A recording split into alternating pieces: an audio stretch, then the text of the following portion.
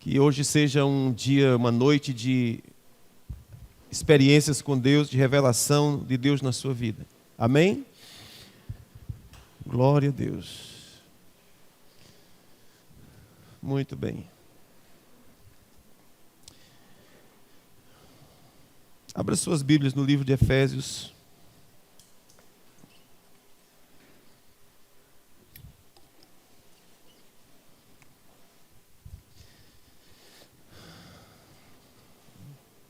Ore comigo agora.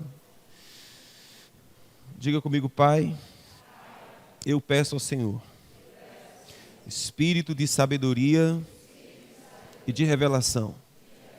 Ilumine os olhos do meu entendimento, para que eu conheça Jesus e o que Ele fez por mim.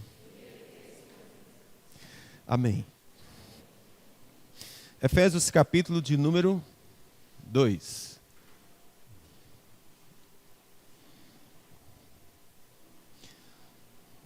Vocês estão com calor? Tá bem? Estão bem? Muito bem.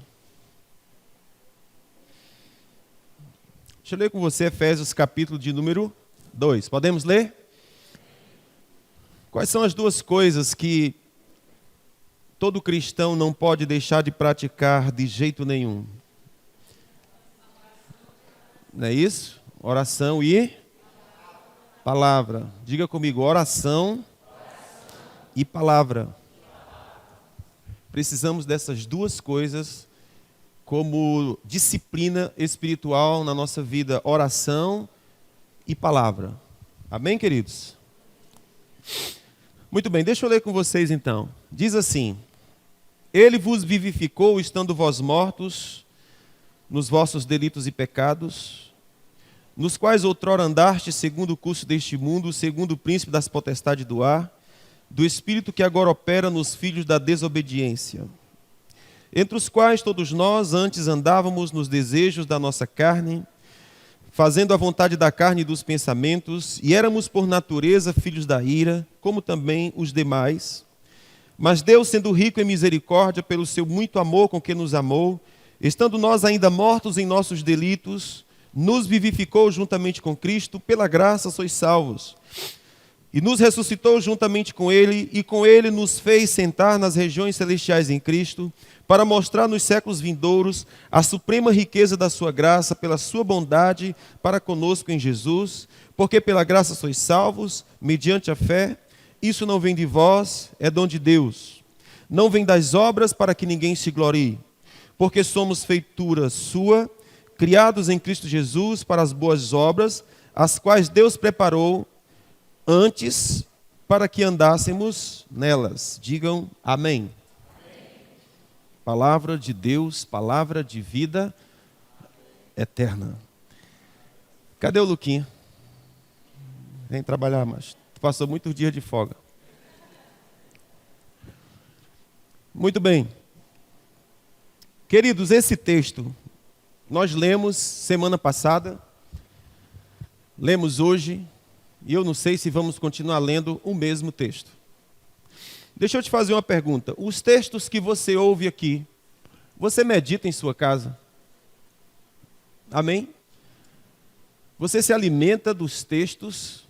Porque quem é para pregar para você antes de mim é a Bíblia. Você não precisa acreditar em nada que eu digo se não está na Bíblia, se não é Bíblia. Então, quem primeiro deve pregar para você é a Bíblia. Amém? Então, eu quero chamar a sua atenção. Nós falamos semana passada que a graça, a graça de Deus pretende algumas coisas conosco. Primeira coisa que a graça faz conosco. A graça nos torna aceitáveis. Vocês podem dizer isso comigo? Diga comigo, a graça nos torna aceitáveis diante de Deus. Nós aprendemos na semana passada que a natureza de Deus é santo. A natureza de Deus é santidade. Ele é santo. O pecado não pode habitar em sua presença. A santidade dele, por uma obrigação da sua própria natureza, varre o pecado, expurga o pecado, lança fora o pecado de sua presença. Então a natureza de Deus é santa. O pecado não pode habitar em sua presença. Nós até dissemos que, se nós queremos eliminar o pecado da nossa vida, o que é pecado? Diga comigo: desobediência à lei de Deus. Isso é pecado. O que é pecado? Desobediência à lei de Deus. Pecado virou um palavrão para muitos intelectuais da nossa geração. Pecado é uma palavra que deveria ser riscada do dicionário. Não existe pecado. Existe pecado. A Bíblia é Bíblia, sempre será Bíblia. Dos séculos, de geração em geração, a Bíblia sempre será Bíblia, e pecado na Bíblia sempre é pecado. E o que é pecado? Desobediência à lei de Deus. Então Deus é santo. E por obrigação da sua natureza, Ele elimina o pecado de sua presença. Não houve um ser humano que conseguisse satisfazer a lei de Deus. Todos pecaram. E porque havia um pecado, se tornaram dignos de ira. Se tornaram filhos da ira. Se tornaram filhos da desobediência. Ok? Esse era o nosso estado. Então, qual seria então o primeiro trabalho de Deus com os homens? Torná-los aceitáveis diante de sua presença. Torná-los aceitáveis. Ok? Então, como que Deus fez isso? Como que Deus nos tornou aceitáveis diante dele? Ele enviou o seu Filho como representante da humanidade. Porque veja, é interessante como Deus trabalha com o representante. Deus lida com o representante. Ok? Deus lida com o representante. Isso é muito interessante. Adão foi o primeiro representante da humanidade. Ele caiu. E porque ele caiu, nós caímos juntos. Vocês estão comigo? Por causa da queda de Adão, nós caímos juntos. Então olha que Deus trata com representante. Ontem nós tivemos aqui na igreja a reunião do Zé Macho. Né? Houve uma reunião do Zé Macho aqui. Teve um déficit, né? Teve um déficit aqui em função da confraternização do diaconato, que tinha muitos homens lá. Mas houve aqui a reunião dos machos aqui na igreja. Mas antes de eu ir para o diaconato, eu passei aqui, conversei com eles, e eu estava dizendo para eles acerca da estratégia de Deus de levantar o homem para que ele seja quem Deus o chamou para ser. Eu estava conversando com Gileade essa semana. Gileade passou alguns meses em Portugal, né? 3, 4 meses, eu acho. 4 meses.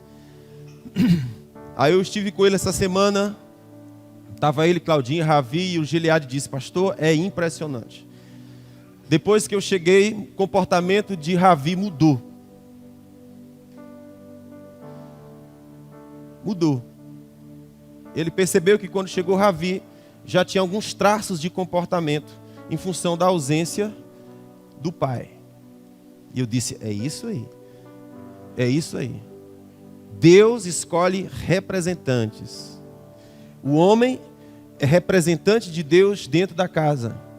Adão, não estou dizendo que a mulher não seja. A mulher foi chamada para auxiliá-lo nessa função. Vocês estão comigo? Quando ele não faz a sua função, a mulher entra, porque é a função dela. Ela tem que entrar, não vai deixar o barco virar, o barco afundar.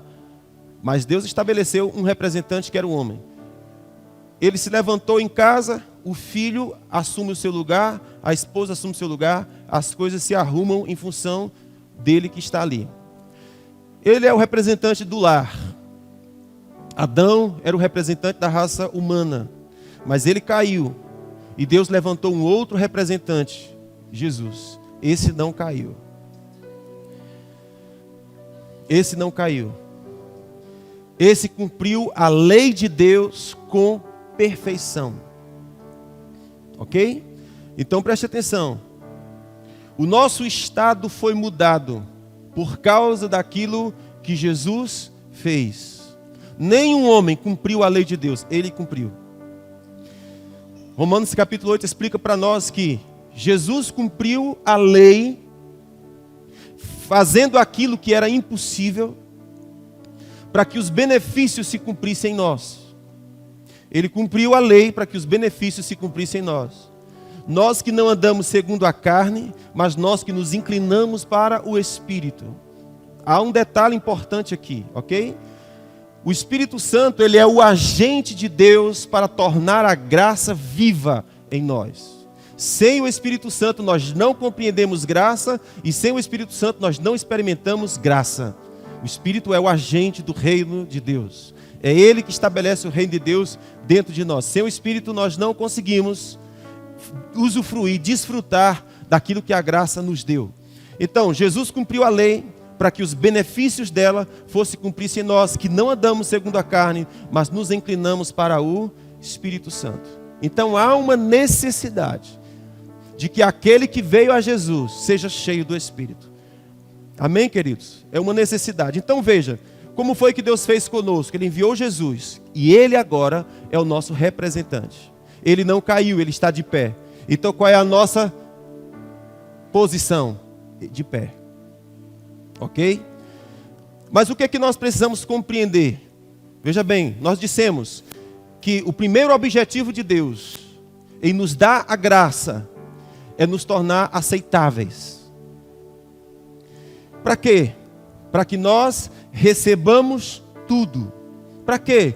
Para que nós sejamos tudo. Então o objetivo de Deus é que nós sejamos aceitos, para que nós recebamos, para que nós sejamos. Então Deus tem uma expectativa com relação a nós, para que nós nos tornemos aquilo que Ele pensou que nós fôssemos. Tem uma imagem nossa no coração de Deus. E Deus está trabalhando para que nós nos conformemos àquela imagem. Preste atenção. Você foi tirado de Deus. Deus te viu antes que você nascesse. E Ele tem uma expectativa que você se torne aquilo que Ele imaginou que você seria. Entretanto, de onde nós estamos para o lugar onde Deus deseja nos levar, tem muitas montanhas, tem muitos vales, tem muitos obstáculos. E para nós sairmos de onde nós estamos, para chegar onde Deus quer que nós cheguemos, nós precisamos da graça.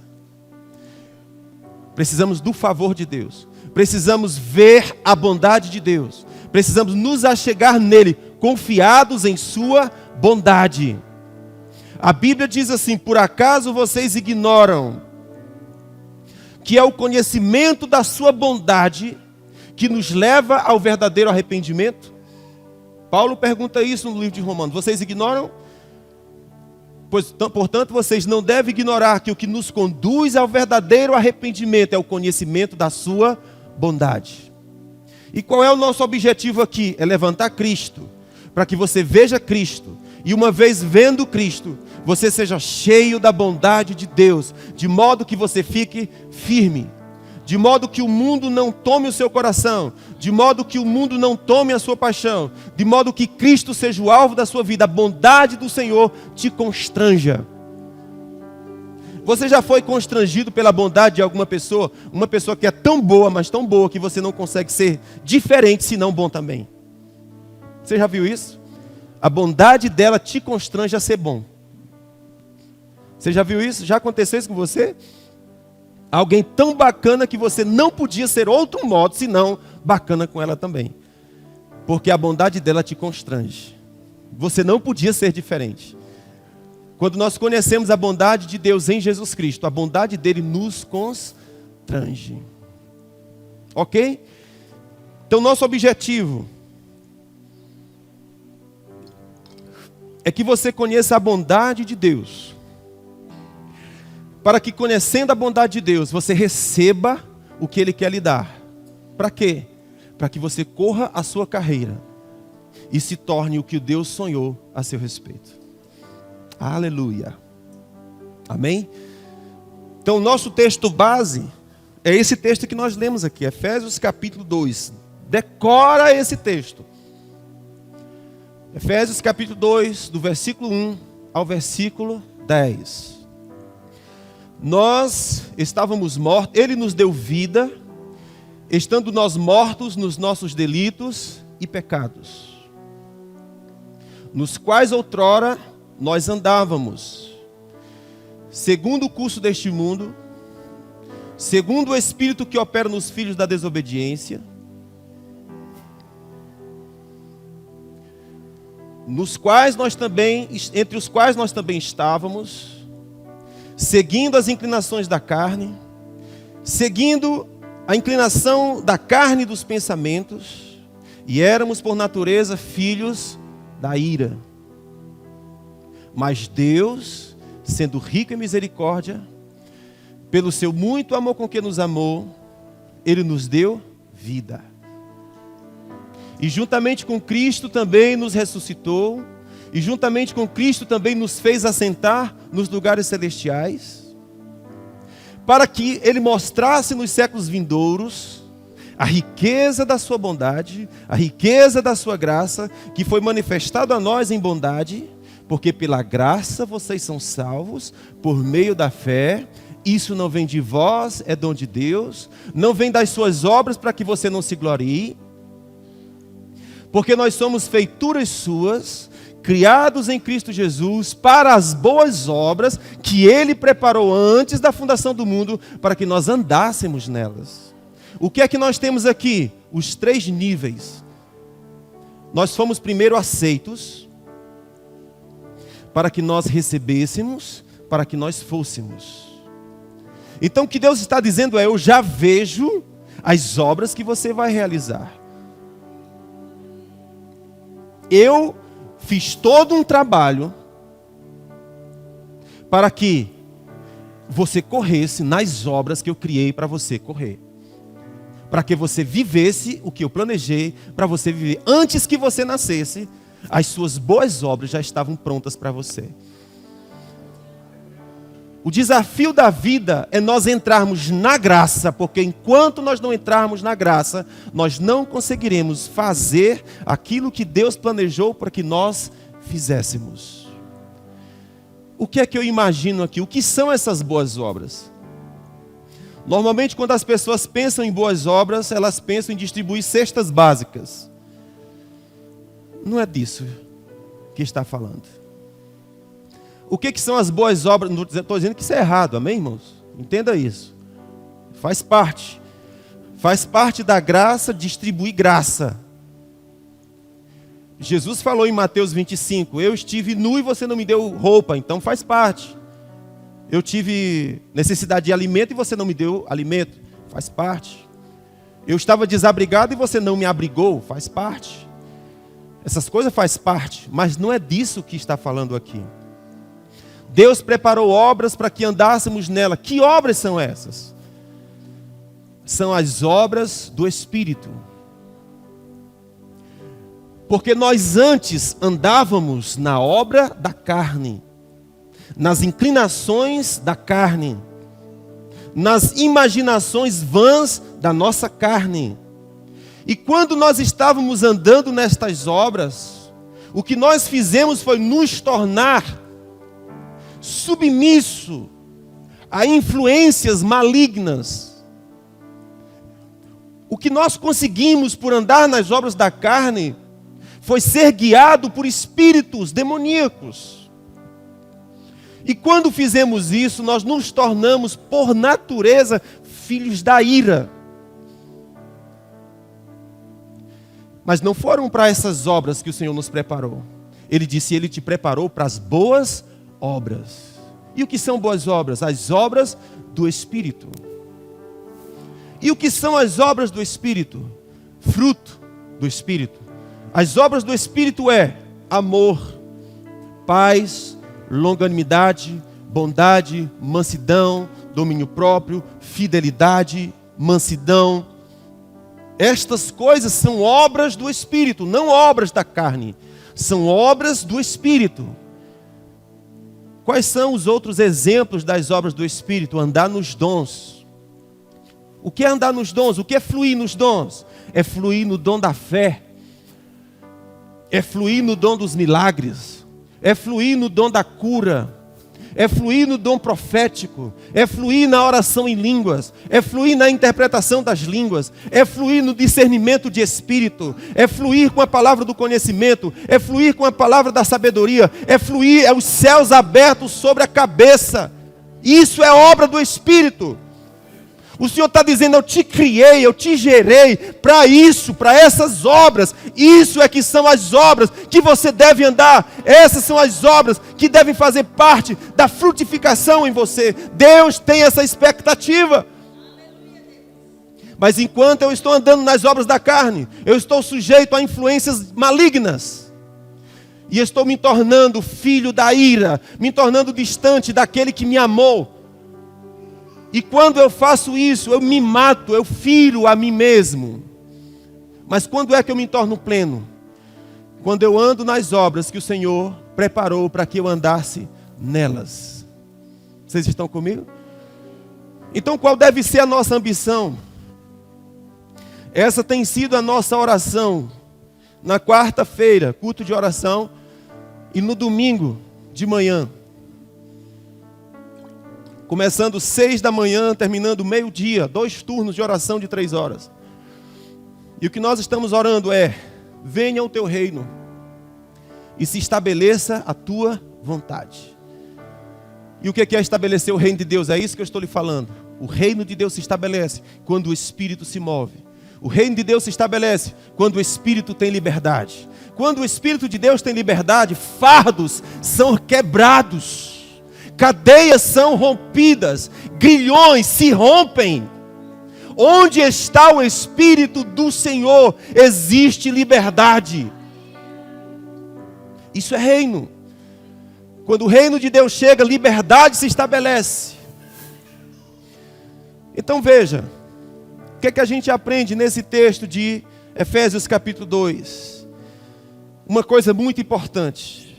E o que é? É que Deus manifestou a sua bondade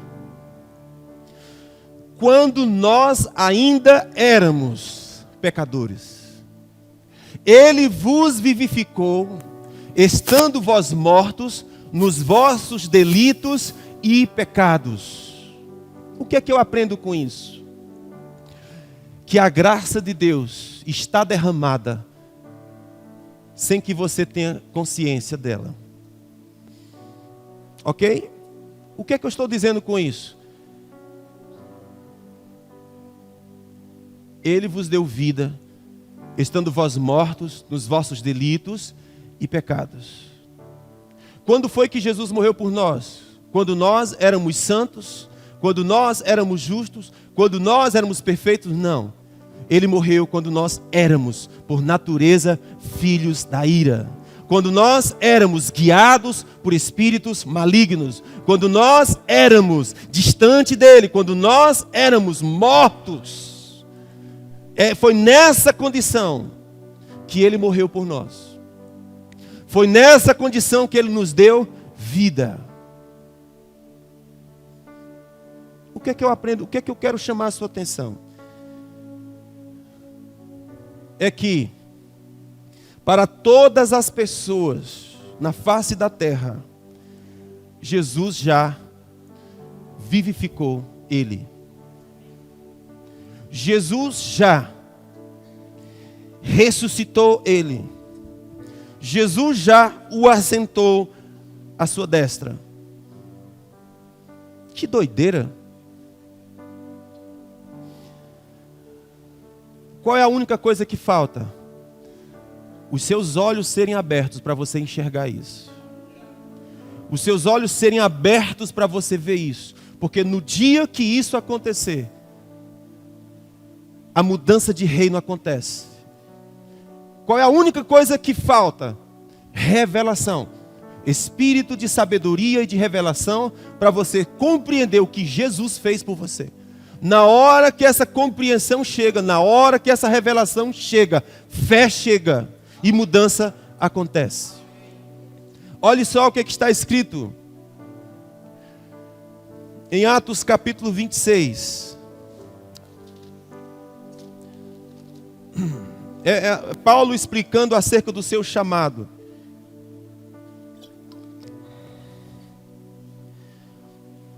O que é que eu estou chamando a sua atenção?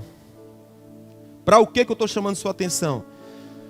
Para você compreender a bondade de Deus a seu respeito.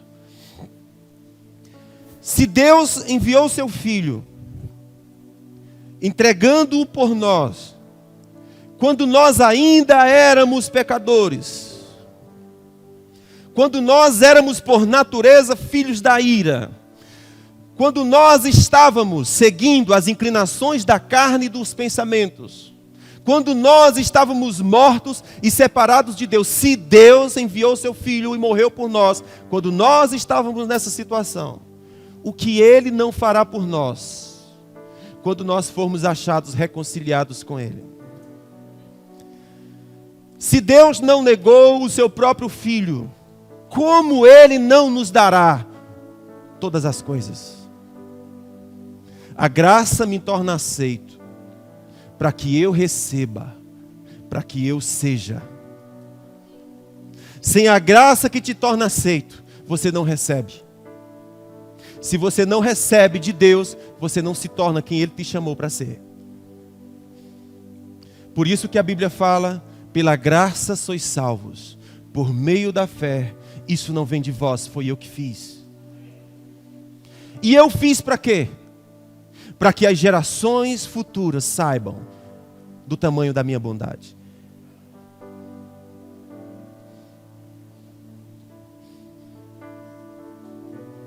Desfrute da sua bondade. Descanse na sua bondade. Ele te buscou quando você não merecia. Ele é o marido que ama a esposa quando ela não merece. Quando ela é desprezível e rejeitada, Ele é aquele que a ama nessas circunstâncias. Ele é aquele marido que não rejeita a esposa porque tem mancha, máculas e outras coisas mais. Não.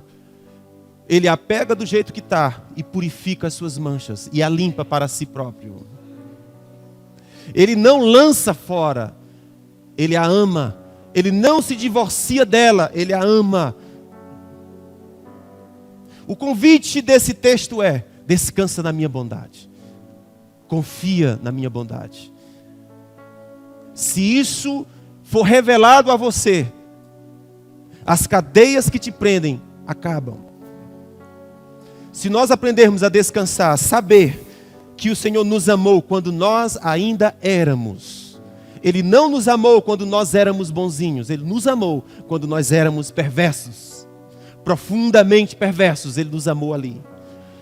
Irmãos, isso é muito consolador. Porque em muitas circunstâncias da vida eu estou reprovado. E se eu for olhar para as minhas reprovações, eu não saio de onde eu estou.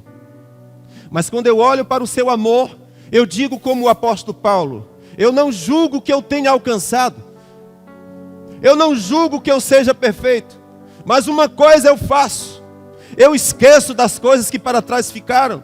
Eu esqueço das coisas pelas quais eu passei. Eu esqueço do passado e corro para frente, para o prêmio da soberana vocação em Cristo Jesus. Quando nós miramos o nosso olhar na graça, quando nós miramos o nosso olhar na bondade que nos aceita, que nos torna aceitáveis, para nos dar, não é para nos punir, é para nos dar, para que nós nos tornemos quem Ele pensou a nosso respeito. Enquanto nós não nos tornamos aquilo que Deus pensou a nosso respeito, nós nos ferimos e nos machucamos. Nós seremos plenos e perfeitos quando nós entrarmos naquilo que Deus chamou para que fôssemos. Aí a gente faz que nem o apóstolo Paulo. O apóstolo Paulo fugiu daquilo que Deus tinha para ele muitos anos, até que Jesus apareceu a ele e ele caiu. E quando ele caiu, ele perguntou: quem é, Senhor? Paulo perguntou: quem é, Senhor? E a voz respondeu: eu sou Jesus a quem tu persegues. E a pergunta de Jesus é: Paulo ou Saulo, até quando você vai me perseguir? Porque dura coisa para ti é lutar contra os aguilhões. Existem aguilhões, existem flechas, espadas que estão te machucando e te ferindo. Você vai resistir até quando? Dura coisa para ti é lutar contra o meu chamado. Quanto mais você se torna cavalo teimoso, tanto mais você vai ser agulhado. Então Paulo desistiu de ser cavalo brabo e se rendeu ao Senhor. Ficou cego. Mas o Senhor enviou um homem cheio do Espírito Santo e disse: Deus me enviou a ti para que vejas. Escuta, ministrações debaixo da inspiração do Espírito Santo vai te ajudar a ver. Ministrações debaixo da unção do Espírito Santo vão remover cascas dos seus olhos para você enxergar direito. Porque existem cascas que te impedem de ver. Só o poder do Espírito pode removê-las para você enxergar com clareza. Um homem cheio do Espírito Santo foi ministrar a Paulo e disse: o Senhor me enviou a ti para que você veja. E a Bíblia fala, e a visão de Saulo foi restaurada. Depois que a visão de Saulo foi restaurada, escuta o que o Senhor falou para ele. Atos 26, versículo 14, diz assim: e caindo todos nós por terra, ouvi uma voz que me dizia em língua hebraica: Saulo, Saulo, por que me persegues? É duro para você lutar contra os aguilhões. Disse eu: quem é, Senhor? Ele respondeu: eu sou Jesus a quem tu persegues. Levanta-te, Paulo, põe-te em pé, pois para isso foi que eu te apareci. Para o que foi que Jesus apareceu a Paulo? Para que você se levante e se coloque em pé. Vocês estão comigo? Quando nós lutamos contra os aguilhões de Deus, que nos persegue, porque a sua graça nos persegue, existem angústias na alma que nós enfrentamos, e essas angústias são aguilhões de Deus. É a mão de Deus pesando. Tem pessoas que acham que a mão de Deus pesando é o caminhão passando em cima do pé.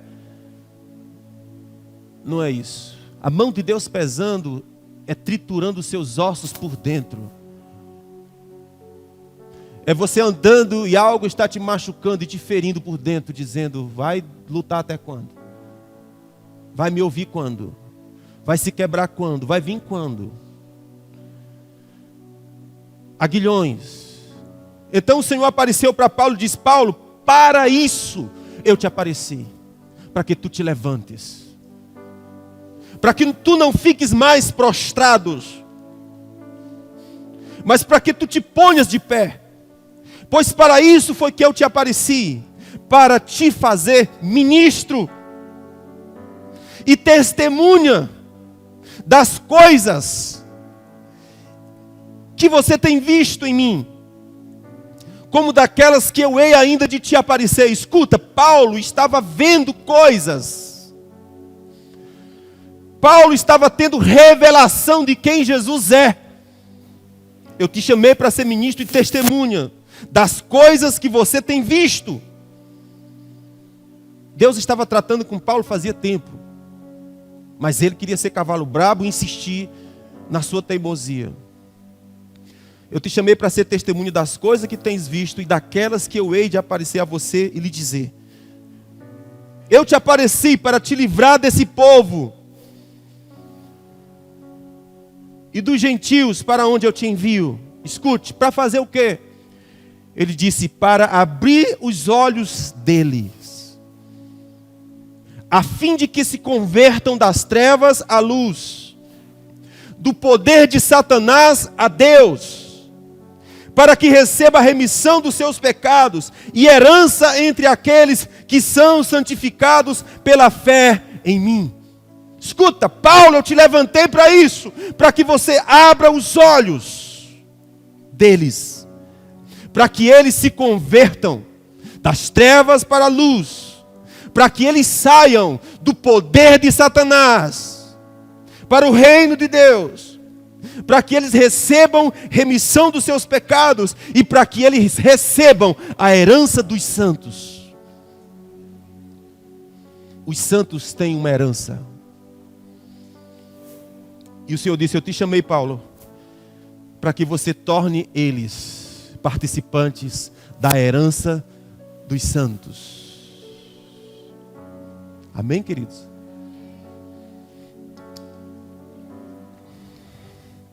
Então veja, Jesus morreu por nós quando nós ainda éramos pecadores.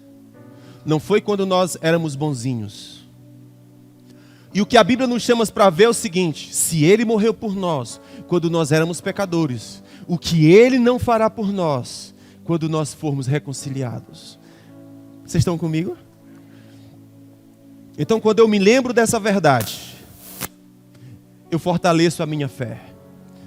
Porque hoje eu estava conversando com a irmã Toinha e nós estávamos falando sobre o caso de uma determinada pessoa.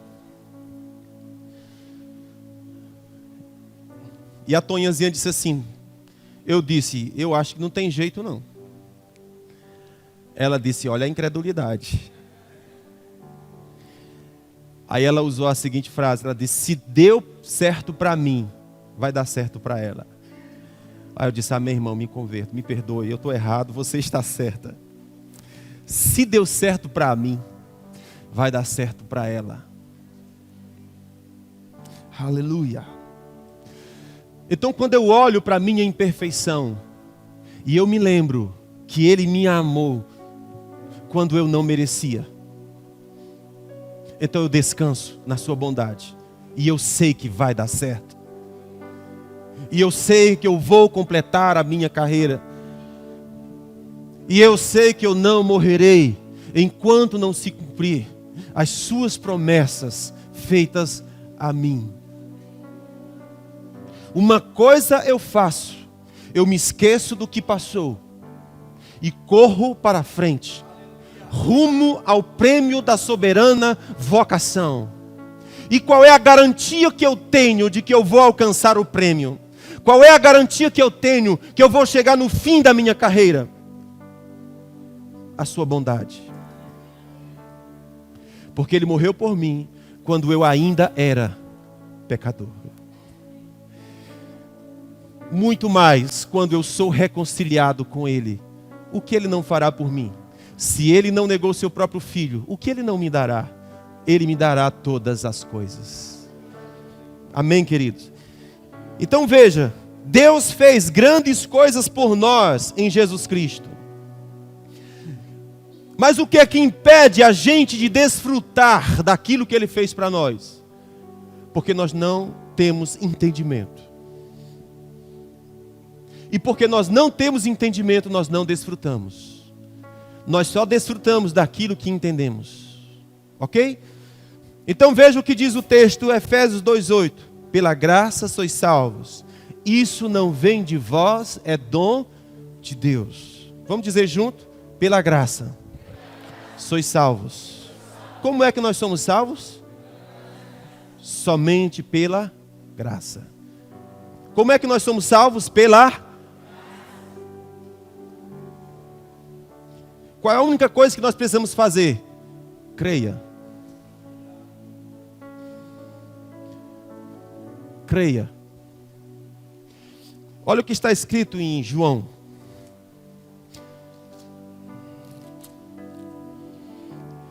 João capítulo 3.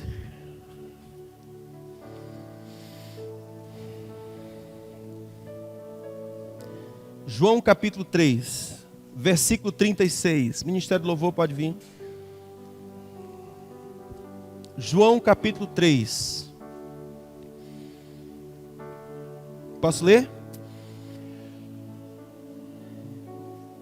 João capítulo 3, versículo 33. Isso aqui são palavras de Jesus. Diz assim: mas o que aceitar o seu testemunho, esse confirma que Deus é verdadeiro.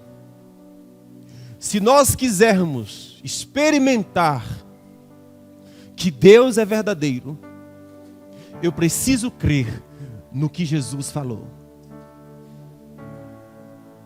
Depois ele diz: pois aquele que Deus enviou fala as palavras de Deus, porque Deus não dá o Espírito por medida a ele. Falando de Jesus. Deus enviou Jesus e Jesus tem o Espírito sem medida e ele fala as palavras de Deus. Versículo 35. O Pai ama o Filho e todas as coisas o entregou em suas mãos. Repete isso comigo. O Pai ama o Filho e todas as coisas o entregou em suas mãos. Você gostaria de estar nas mãos de Jesus? O Pai ama o Filho e todas as coisas o entregou. O Pai ama o Filho e entregou justiça a Ele para dar a você. O Pai ama o Filho e entregou santidade para dar a você. O Pai ama o Filho e entregou herança dos santos para dar a você. O Pai ama o Filho e aprove a Ele dar-vos o reino. O Pai ama o Filho e deu todas as coisas a Ele, inclusive você. No versículo 36 ele diz: quem crê no Filho tem a vida eterna. Escuta isso. Quem crê no Filho tem a vida eterna. Nós não vamos desfrutar da vida eterna no futuro. Nós desfrutamos da vida eterna hoje. Quem crê no Filho tem a vida eterna. O que, porém, desobedece ao Filho não verá a vida, mas sobre ele permanece a ira de Deus. Escute, eu gosto de um detalhe nessa passagem. Porque ele diz assim: quem crê no Filho tem a vida. O que, porém, desobedece, sobre ele permanece a ira de Deus. Então eu percebo que a palavra fé e obediência é usada uma no lugar da outra. Portanto, fé é igual a obedecer. Estão comigo? Então vamos repetir o texto de novo. Diz assim: porque pela graça sois salvos por meio da fé. Aliás, vamos lá de novo. Porque pela graça sois salvos por meio da fé. Isso não vem de vós, é Deus que dá. Agora vamos trocar e dizer assim: porque pela graça sois salvos por meio da obediência. Como é que você recebe sua salvação? Decida obedecer a Jesus hoje. Jesus disse: nisso vocês provam que me amam, se vocês me obedecem, se vocês guardam as minhas palavras. Para você ter acesso à vida eterna, para você ter acesso à vida de Deus, você precisa obedecer o que Jesus está falando. Você precisa decidir no seu coração obedecer Jesus.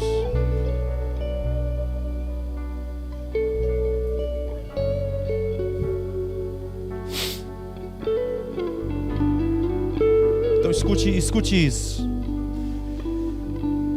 Aprendemos em Efésios 2 que o Senhor já nos abençoou. Efésios capítulo 1, no versículo 3, diz assim: bendito seja o Deus e Pai de nosso Senhor Jesus Cristo, o qual nos abençoou com todas as bênçãos espirituais nas regiões celestiais em Cristo. Escuta, esse texto está dizendo: bendito seja o Deus e Pai de nosso Senhor Jesus Cristo, que nos abençoou. Não abençoará, já abençoou. Com algumas bênçãos? Não. Ele diz com todo tipo.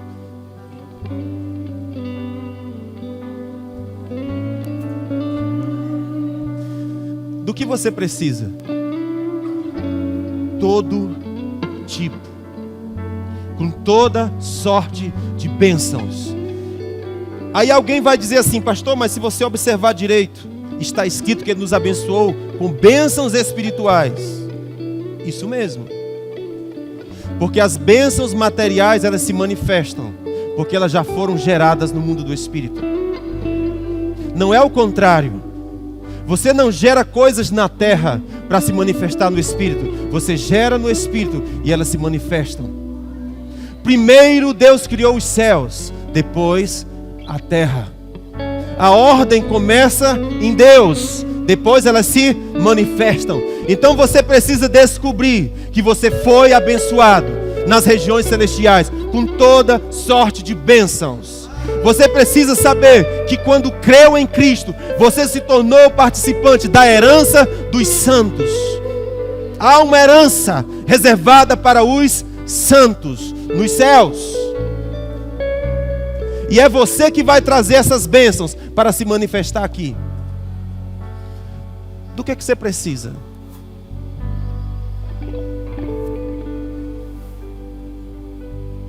Do que você precisa?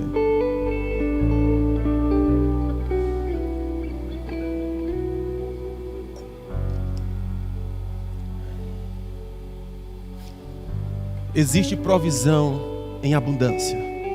Ele nos abençoou com toda sorte de bênção.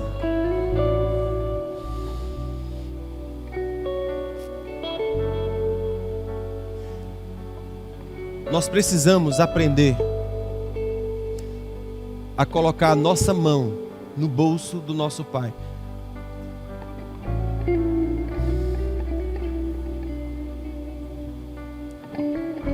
Quando você é criança, está andando com seu pai e diz: pai, compra um picolé para mim. E diz: filho, pega aí no meu bolso. Aí você vê aquela mãozinha pequena metendo a mão no seu bolso. Nem tem noção das cédulas que estão lá. Quanto que vale uma nota de 100, quanto que vale uma nota de 50. E ele vai lá para o negociador e diz: me dá um picolé com uma nota de 100. Ele não sabe quanto é que vale. Ele só sabe que o pai tem e ele meteu a mão no bolso do pai.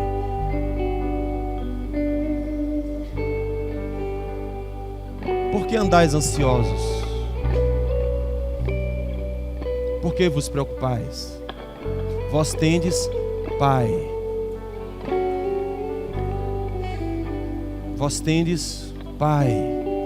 Fostes abençoados com toda sorte de bênçãos. Do que eu preciso? Descanse na sua bondade. Quando eu olho para mim, eu digo: eu não mereço. Mas se lembre, Ele te amou quando você ainda era. Como que Ele não te amará agora, uma vez que foi reconciliado com Jesus?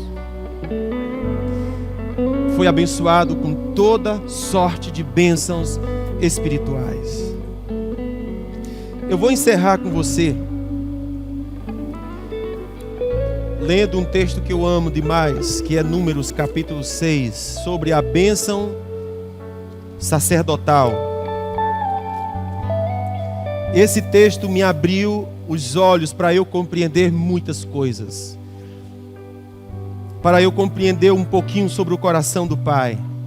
Uma vez eu estava orando a Deus e dizendo: Deus, como é que eu vou falar de você se eu não sei nada sobre ti? Como que eu vou pregar acerca de ti? Como que eu vou falar acertadamente acerca de ti? Me livre dessa angústia. Eu falava com o Senhor. E então Ele começou a me mostrar vários textos. E nesses textos eu comecei a ver Ele. E um dos textos foi esse daqui. Ele diz assim, versículo 22, Números capítulo 6, versículo 22. Disse mais o Senhor a Abraão: fale a Arão. Arão era o sumo sacerdote. Fale a Arão e aos seus filhos, dizendo: vocês, sacerdotes, abençoarão os filhos de Israel com estas palavras. Estão comigo? O que era que Deus estava falando? Deus estava dizendo para Moisés: instrua o sumo sacerdote. Como que eles vão abençoar o povo? Instrua, isso é muito importante.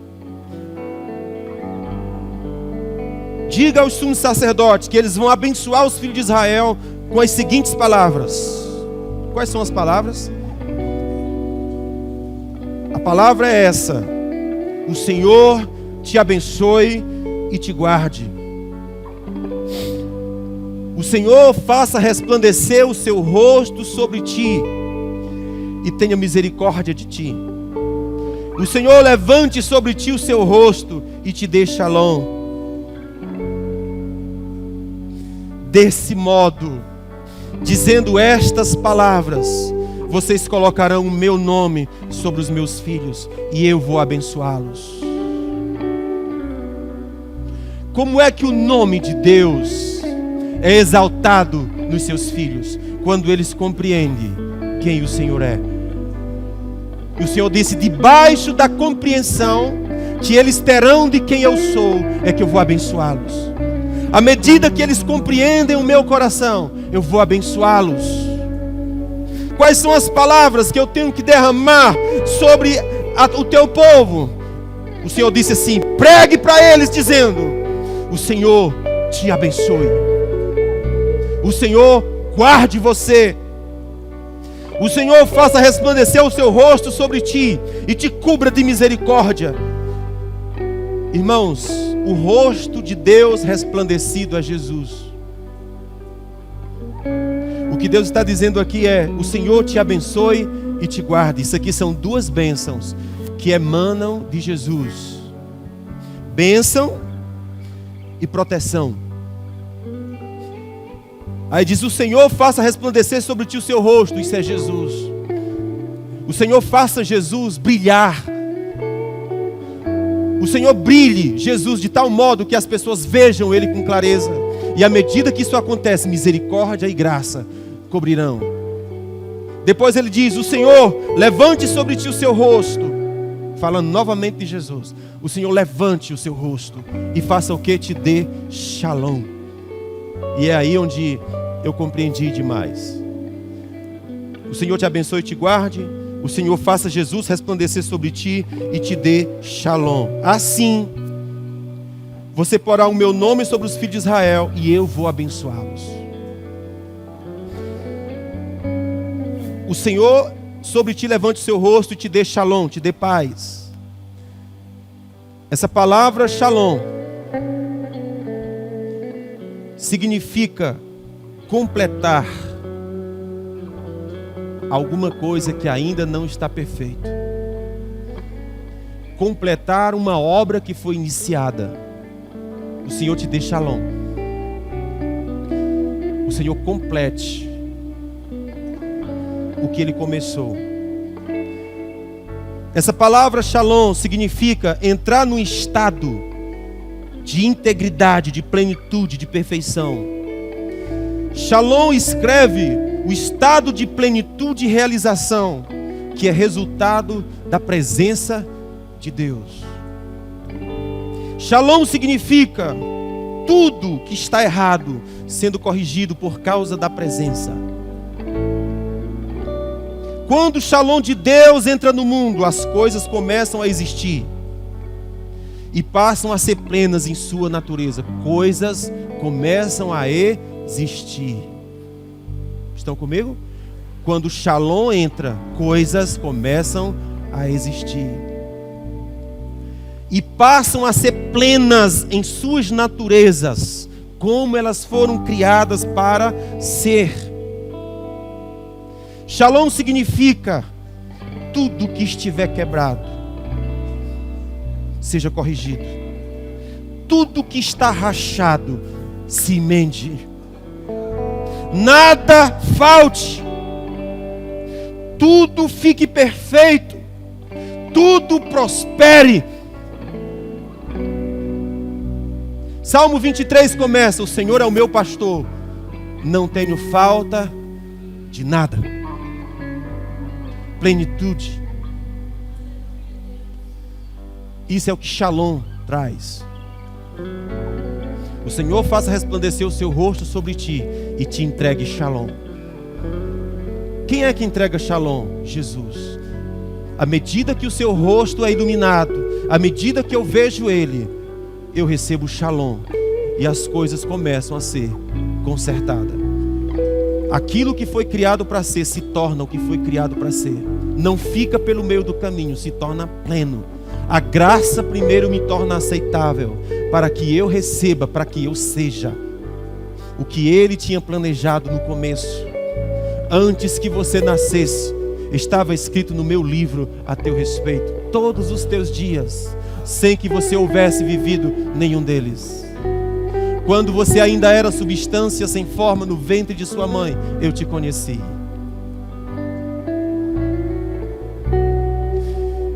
Aleluia. Nada rompido, nada quebrado, nada rachado, nada faltando, tudo perfeito, tudo prosperando. A cidade de Jerusalém se tornou cidade da paz, porque Jesus, nossa paz, esteve lá. Escute isso. Quando Abraão voltava da matança dos reis, eis que se levantou um rei chamado Matusalém, que por definição significa rei de paz, rei de Shalom. Abraão vinha da guerra, e quando ele vinha da guerra, eis que se levantou um rei chamado rei de paz, rei de Shalom, e foi ao encontro de Abraão. E quando encontrou Abraão, a Bíblia fala, Deus o abençoou. E quais foram as palavras que o rei de paz disse para Abraão? O rei de paz disse, bendito seja Abraão, e bendito seja o Deus de Abraão, pelo que Deus o abençoou, pelo que Deus o enriqueceu muitíssimo. Logo em seguida, o rei de Sodoma e Gomorra quis dar riquezas a Abraão, e Abraão disse, não quero um sapato, um fio de sapato que venha de ti, para que não se diga, o rei de Sodoma me enriqueceu, porque a minha riqueza vem do Senhor, que fez os céus e a terra. Aquele a quem Deus abençoou, abençoado está. E Abraão teve um encontro com o rei da paz, e o rei da paz disse, paz seja contigo, receba Shalom. Escute, esse rei, Matusalém, rei de paz, ele é uma figura de Jesus, que saiu ao encontro de Abraão.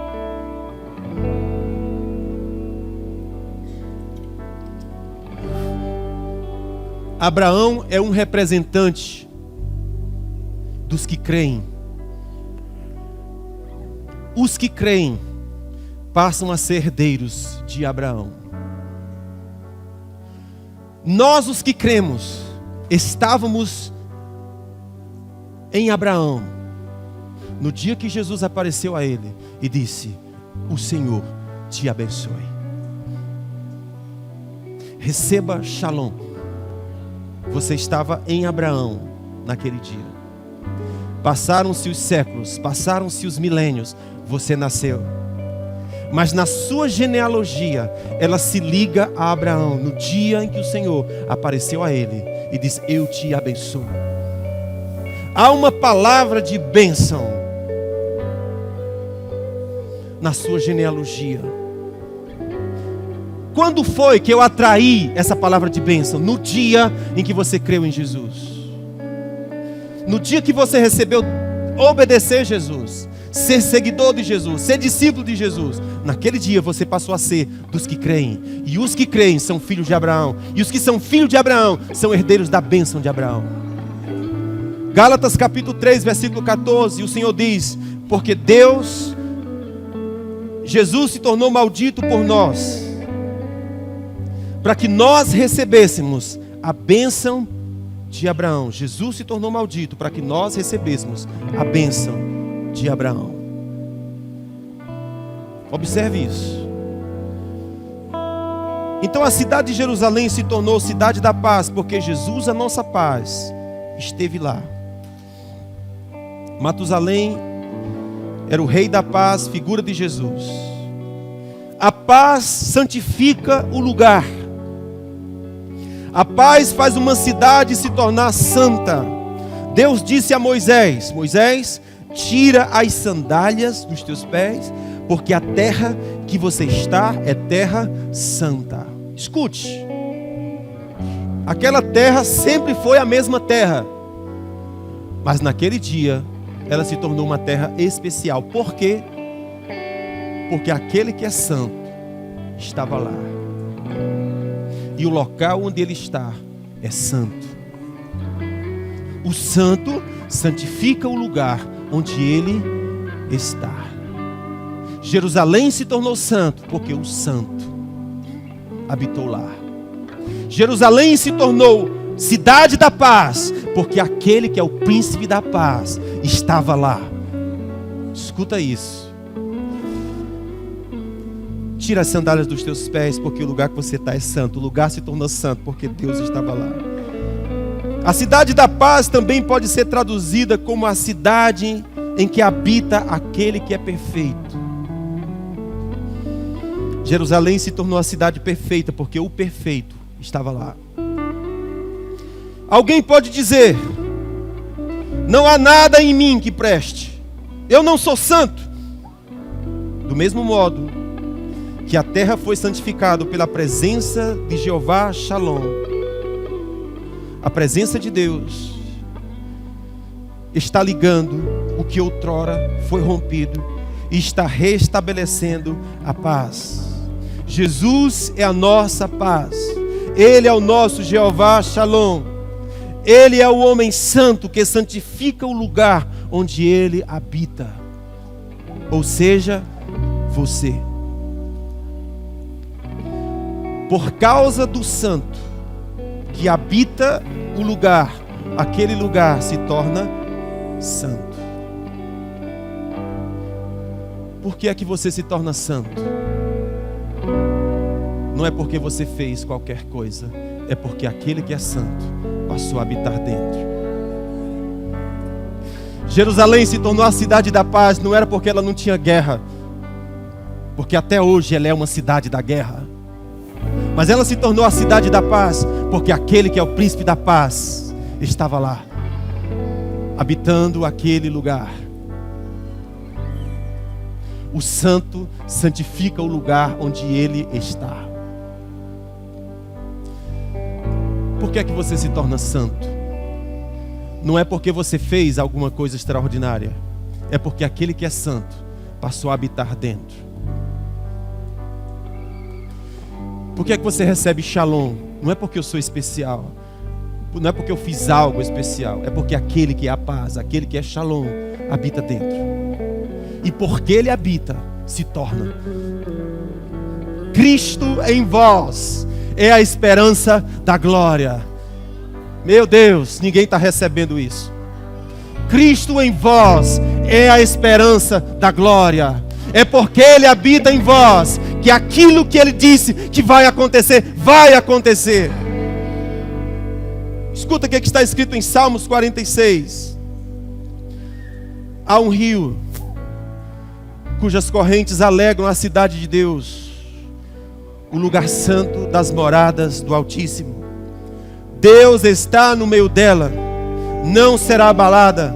Deus a ajudará desde o raiar da alva. Há um rio cujas correntes alegram a cidade de Deus, o lugar santo das moradas do Altíssimo. Há um rio que alegra a cidade de Deus, o lugar santo das moradas do Altíssimo. Do que Deus está falando?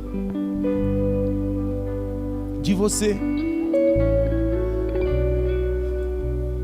Deus está no meio dela.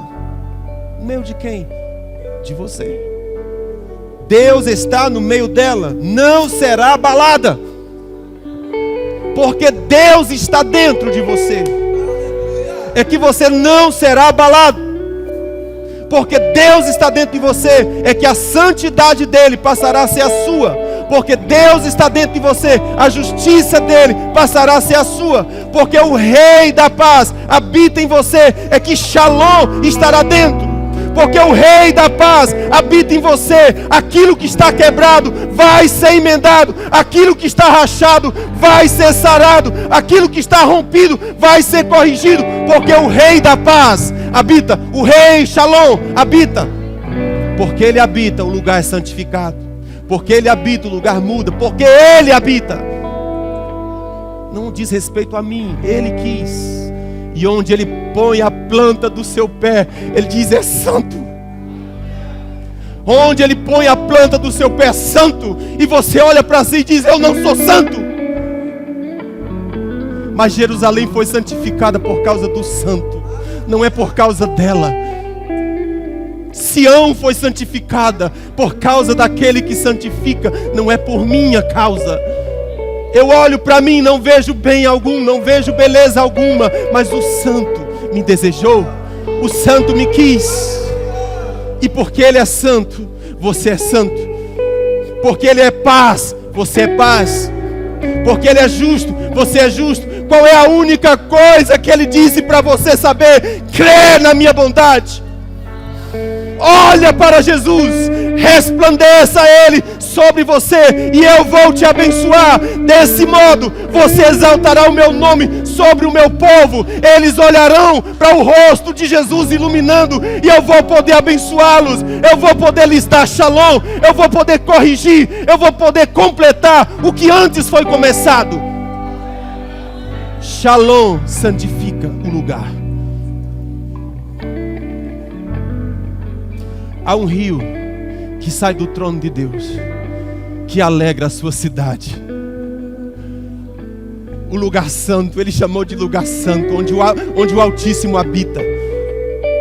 Ele está no meio dela, não será atingida, Ele vai ajudá-la.